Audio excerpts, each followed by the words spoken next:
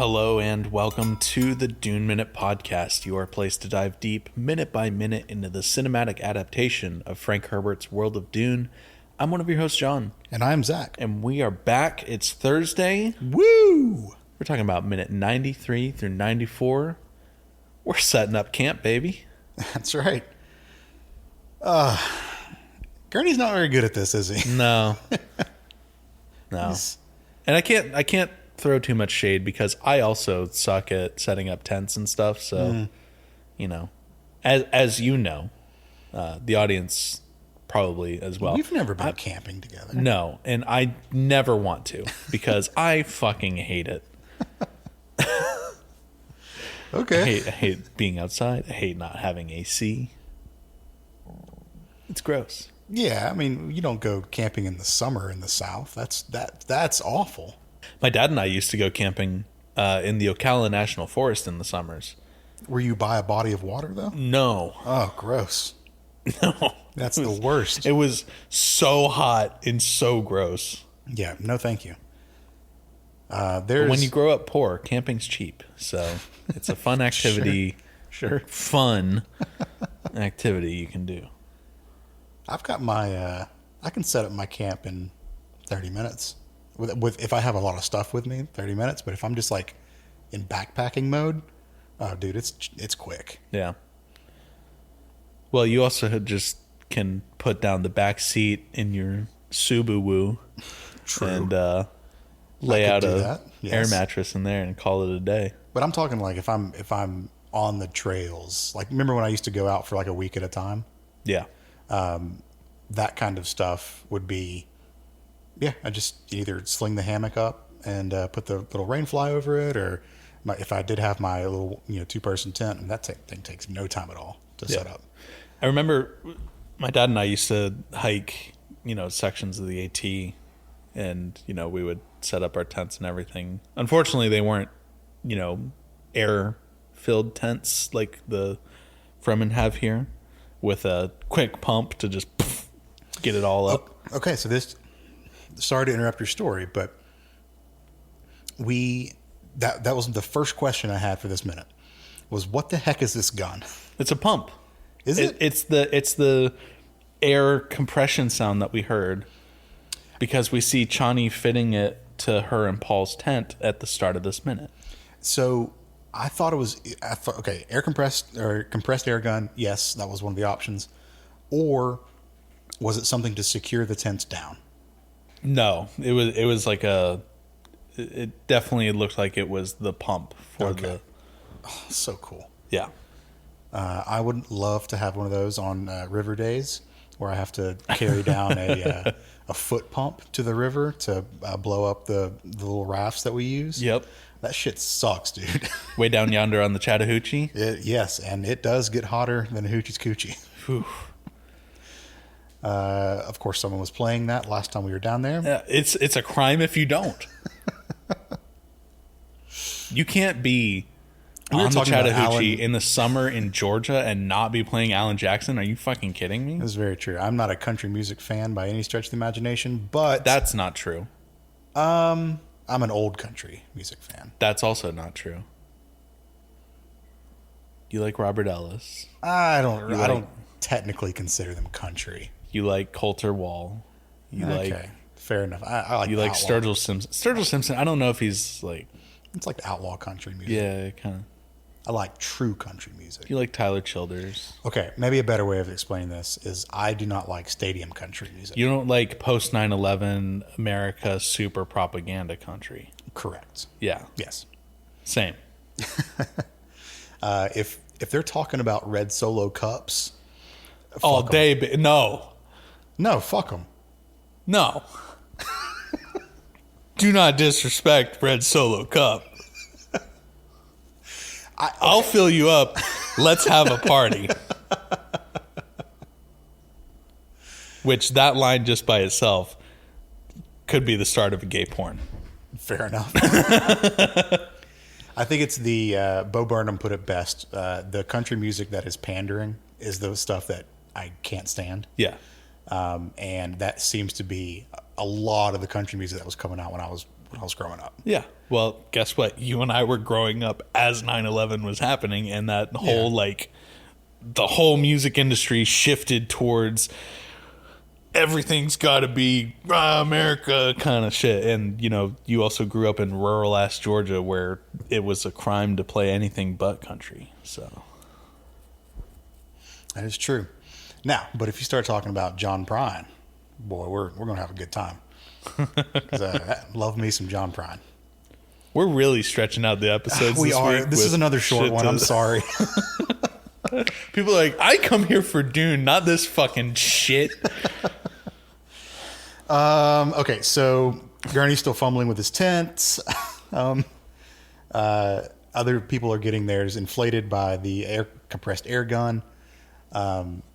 Gurney's 10 feet away from Paul and Chani, struggling. And they're just Meanwhile, they're just like, we're done. Yep. And they're just watching him. Yeah. They're just watching him do that. And then Chani says, and I fucking laughed out loud when she said this. She's like, that's a lot of water. Paul's like, Chani. Chill. Look at him. He's hopeless. Yeah. He's family. Yeah. He gets his Vin Diesel moment in. Family.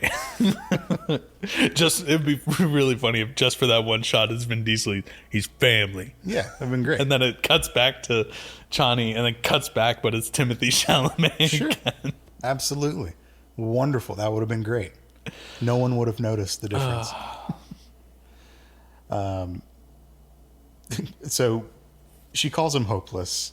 Paul calls him family, and then we get a laugh line or a laugh like a gag, as it were. Gurney just gets sprayed in the face with this blast of air from his kind of makes tent. a fart sound. Yeah. So ha ha ha, very funny. Of all the laugh lines in the movie, personally, this one's like the bottom tier one for me. Not saying that I'm above fart and dick jokes, because absolutely not. But like, there were other comedic breaks that they've written for this movie that were definitely better. Yeah. And then, John, we get another one of these lines that feels out of place. We get Chani looking at Paul, and she just goes, "Really?" We've talked about this with guests before. We've talked about it with the two of us. There's some dialogue that was written into this movie that feels like it's specifically aimed at modern audiences, and it is out of place. It just feels out of place to me, and this is one of those lines. Yeah. I mean, what are you gonna do though? Nothing we can't do, but we got to call it out. Sure. Not saying that I need them to be speaking in like some fucking high ass, like noble ass shit, but yes, high ass, noble ass shit. Yeah.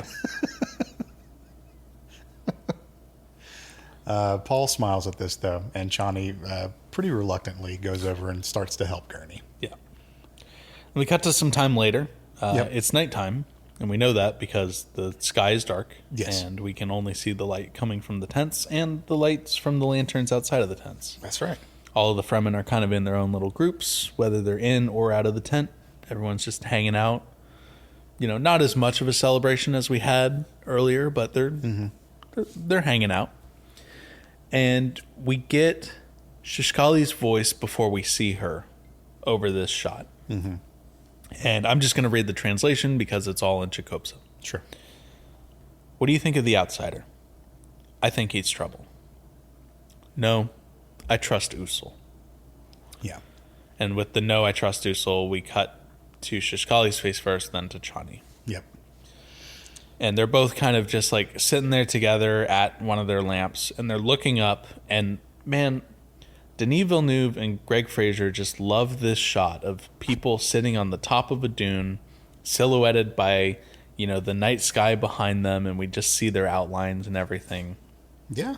But Paul and Gurney are just sitting up there, talking amongst themselves. We don't hear their conversation just yet. Mm-hmm. But, Chani and Shishkali are both doing their, like, sussing out Gurney stare that they do. And we cut over to the conversation that Paul and Gurney are having, and we we end our minute with Gurney saying, "No need to be a prophet to see what's ahead." Yeah. And then he has a long exhale. Yep.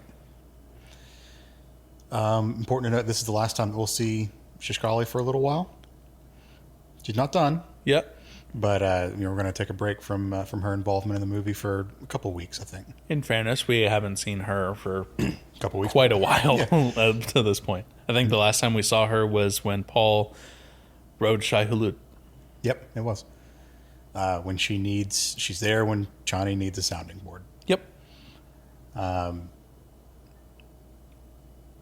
Yeah, none of this is in the book, so I don't really have much to say. There's skepticism about Gurney, as there is here, but it's mostly coming from Stilgar at this point. I think it's interesting that Stilgar is not the one that is being, in these scenes and skeptical of Gurney. Yeah. And like maybe they just wanted to develop Chani a little more. But are they? I don't know. They're not really developing her as a character. They're if anything regressing her as a character here. They're taking her back to, get the white people out of the desert mode. True. Which is where she was at the beginning of all this. Yeah. Well, we'll get our Stilgar fix soon enough. Yeah. So, nothing else from me, man. Anything else from your notes or the books? Nope. All right, cool. Red Solo Cup, baby. All right. Well, enough of that. As always, the Dune Minute is online outside of the podcast. We are on Blue Sky at duneminute.com, and you can email duneminute@gmail.com if you'd like to get in touch with us. We'll be back tomorrow to round this week out. We'll see you later. See ya. Bye.